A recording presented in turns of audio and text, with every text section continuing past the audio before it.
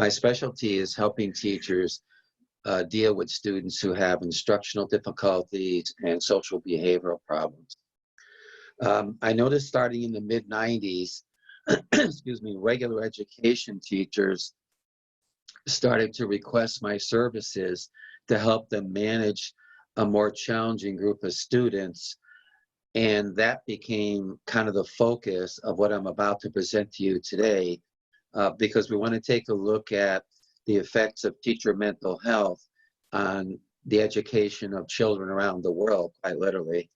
So that's going to be the focus for our session in the morning, right? Now, ladies, you may have to help me here get this in order. Okay. Bear with me a second. Okay. Is that all right? Can everyone see fine? We don't see the screen yet, so share screen, the green button. Wait a minute, sorry. Pardon me for a second. Here we go, I'm all right. Okay. But now I have to get my PowerPoint up there, no? Yes. I had it up there a second ago. All right. Okay. Is that all right? Perfect. I can enlarge it. Is that all right? Yes, please. All right. All right. So let's do this for a couple of seconds, if you don't mind. I'm going to ask people to consider their situation in their respective communities and programs regarding teacher mental health. So this is going to be a condensed orientation. Obviously, this is an impossible topic to cover in 20 minutes, but I'm going to at least show you some basics that I think will translate to what's happening in the field. So let's start here.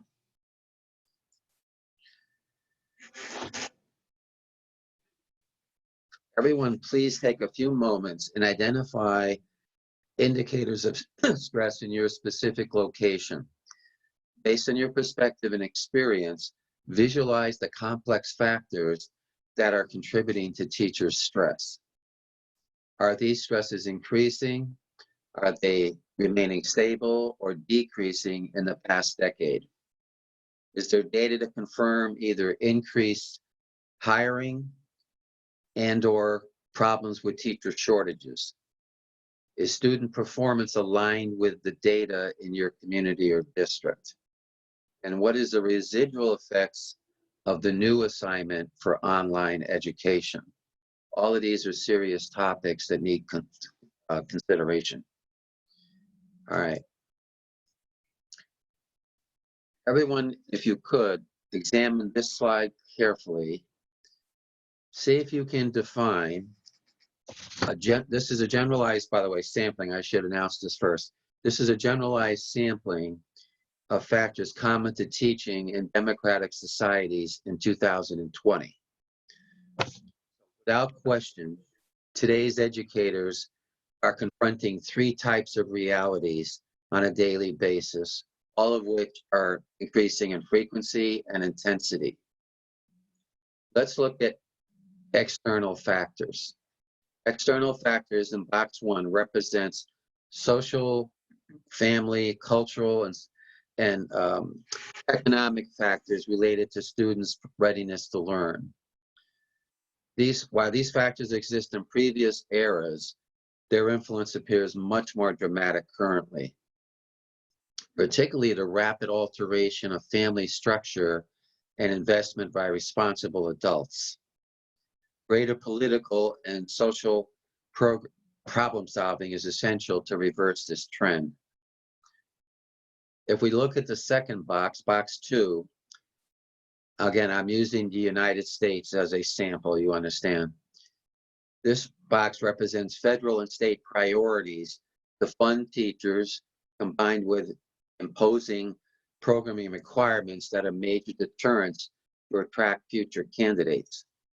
Teacher strikes, union efforts, and community alliances are initiatives to correct salaries.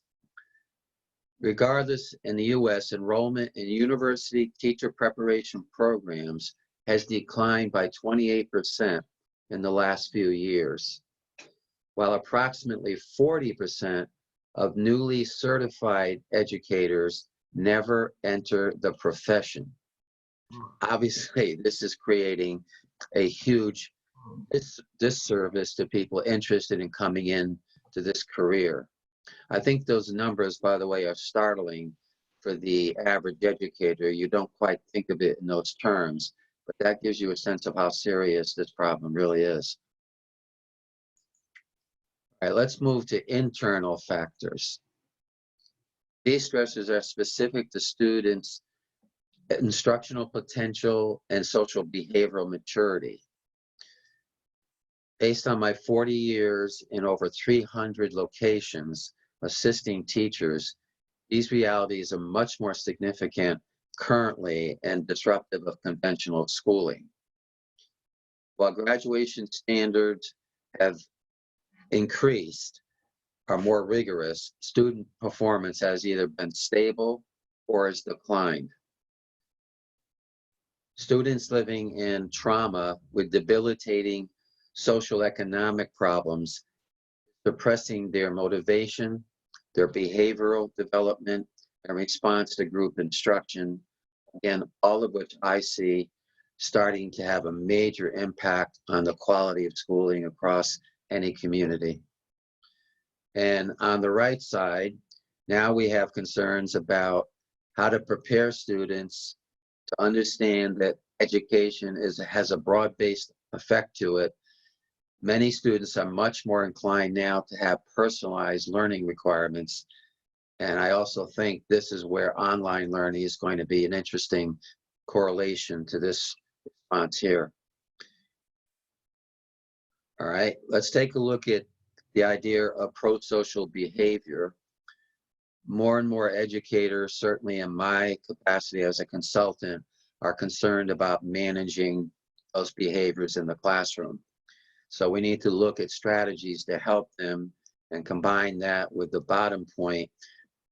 Fortunately, teacher training is not very efficient at preparing educators to work with what I call at-risk learners. And the estimates in the United States, it's about 20 to 40% of all students in public school settings. All right. The third slide. I want to take a look at what I call school-based stressors. These are problems that are affecting actual live instruction in a school environment. I try to reinforce these messages because either you, the listener, or your district may not have the resources to manage what's on this slide. So we're going to look at this in a little more detail. I see this as increasing rapidly, these factors increasing rapidly across all communities.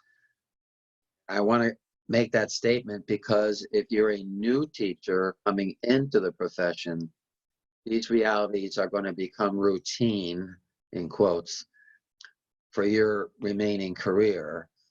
And I do think that means these individuals are going to require a huge amount of coaching and training to be successful. Starting on the left, across the United States, this is a huge concern.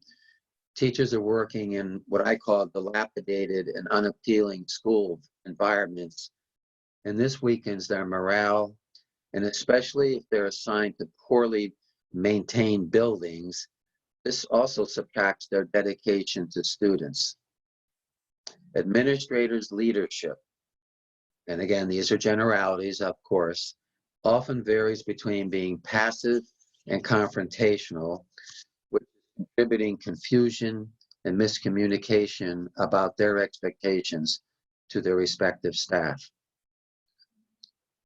Staffing is another serious concern. Working from the right, as a pervades every aspect of daily responsibilities. Most communities have an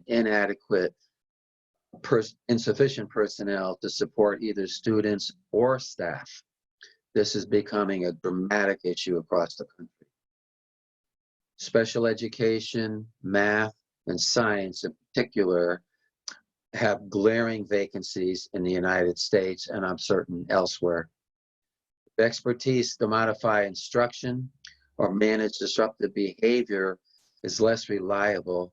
Teachers' anxiety and anger increases, contributes to their disillusionment and burnout.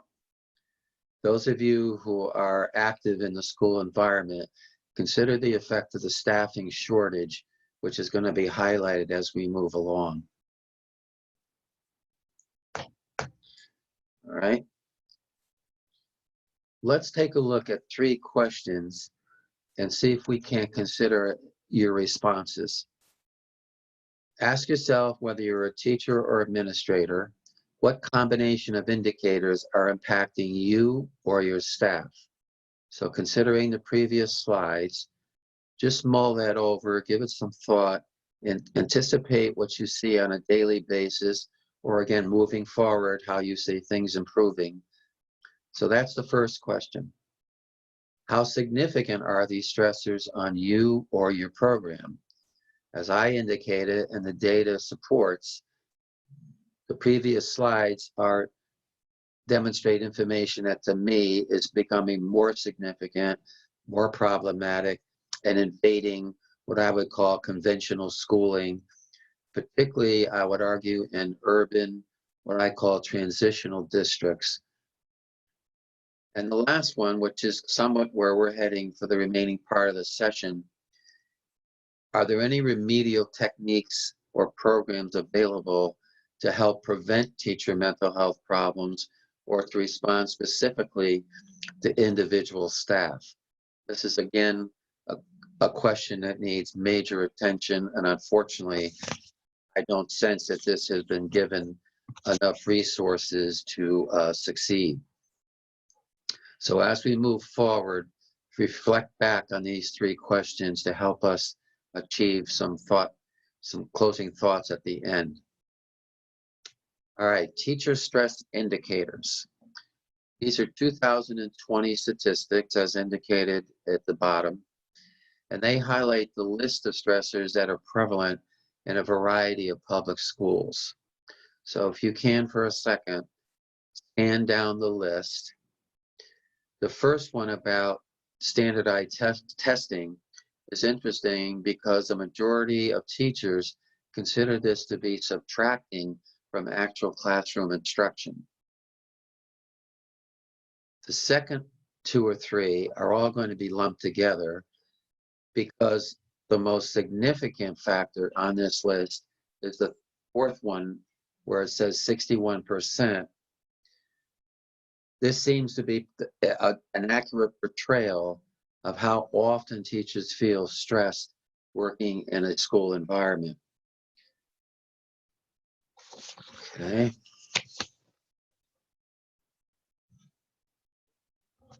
Now, bottom one in particular, 50% statistic. This is most common in what are called high poverty schools, which I'm sure exist in Canada, the United Kingdom, and so on. And in our country, in the United States, this is usually where young teachers are assigned, excuse me, which is part of the high rate of burnout in the so-called Title I schools. This leads to persistent turnover and resignations. So again, before moving on, kind of role play in your mind or personalize it with the staff you represent. Excuse me, how common are these stressors and how accurate are these stressors in your community? All right, the next slide represents, again, strictly United States data, but I'm going to comment on that in a minute. And these are 2019 data. In the United Kingdom and Canada have reasonably similar numbers by comparison. I want us to look at the first statistic. This is a staggering issue to consider. Across the United States, 41% of new teachers leave the profession voluntarily, mind you, voluntarily, within the first 5 years of their employment. In the United Kingdom, it's approximately 33%. This is a staggering loss of young people who have chosen education for their career. And you combine that with the second point, 15% of all the teachers in the United States leave the profession annually, and that's approximately 500,000 individuals. Needless to say, this is a number that just cannot continue because it contributes to the absolute severe shortage of personnel plaguing the United States. Look at the fourth point. Estimates are by 2025, which is not that far away, there's going to be a shortage of 200,000 teachers annually in the United States. And I think a good proportion is related to this issue of teacher mental health. So shrinking the pool of humane, altruistic, and idealistic candidates is a daunting reality that will continue to worsen the problem. We need proactive interventions to be implemented, otherwise student achievement will be disrupted across the entire country. All right. Let's put this into some type of perspective. I do a lot of consultation in middle schools and have done so for decades. I find this age group to be rather challenging, all things being equal. I chose this hypothetical scenario to kind of illustrate what I would call a standard teacher mental health type of experience. So here's a middle school teacher instructing math to a class of students who have remedial education needs. Class is routinely disruptive, always seeking individual assistance, and is often harassing peers.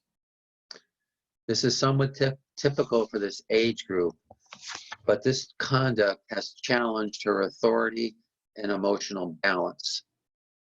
She has resorted to yelling, stopping instruction, and threatening detentions, which originally were effective strategies. They have unfortunately become minimally progressive as the year develops or moves forward, and her colleagues have noticed reduced enthusiasm and greater frustration, slowly eroding her confidence and her satisfaction. So if you can, personalize this to any degree possible, generalize it again across the school community. This is very, very common in anything I understand about this topic. And by the way, we could substitute any grade level from pre-K up to high school, 10th, 11th grade. All right, so in summation, she's going to require training in 3 different areas to develop her skills.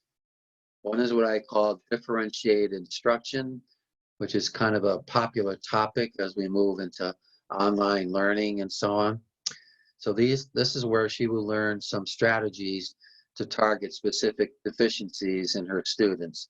For example, a student may have a short attention span and needs more individualized assistance. Special education interventions is second. And those of you in this area of the business, this is obviously something related to providing instructional modifications for diverse learners. By the way, that actual slide is a teacher that I just recently trained who works at a middle school level with these exact students that I portrayed. And finally, my major area of expertise, classroom management, is going to need some real assistance. How do you develop a proactive, preventative behavior management program for a group of students?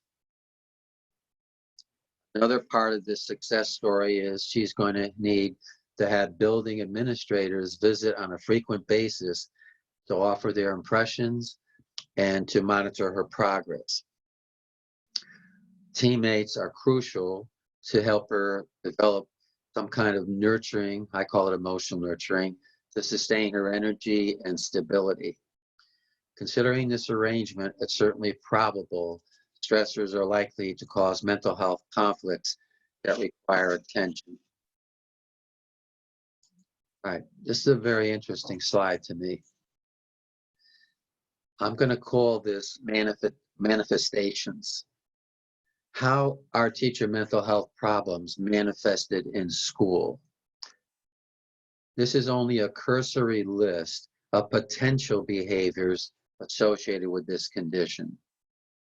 Scanning the list implies distinct types of clues related to missing assignments, ignoring deadlines, interpersonal conflicts, and potentially personal, emotional, and physical symptoms. Right? As evidenced by these indicators, these teachers might develop issues with submitting tardy paperwork, being resistant to change, and this usually equates to a noticeable difference in their personality. It often appears as stress intensifies and teachers move, for example, from excitement to anxiety, optimism to pessimism, and eventually this relates to the emotional physical exhaustion, which is a common outcome, of teacher mental health multiplied over time. Instead of continuing to cooperate, this is often another factor where teachers become indifferent or hostile. And when you reach the final stage of emotional and physical exhaustion, absences become the norm. By the way, across any educational landscape, this scenario is occurring on a daily basis. Decision makers and administrators must be alert to these clues to intervene before a crisis develops. Again, before we move to the final portion of the session, think about your scenario. Is there any evidence of these indicators being manifested on a daily basis, regardless of their frequency, and especially where the most vulnerable teachers, which are often brand new and don't have the prerequisite experience and training to manage these kinds of concerns. All right, let's move to procedural remedies. Now again, allowing for time, the condensed version, there are 3 options to consider what I would call stage 1. So let's review them quickly.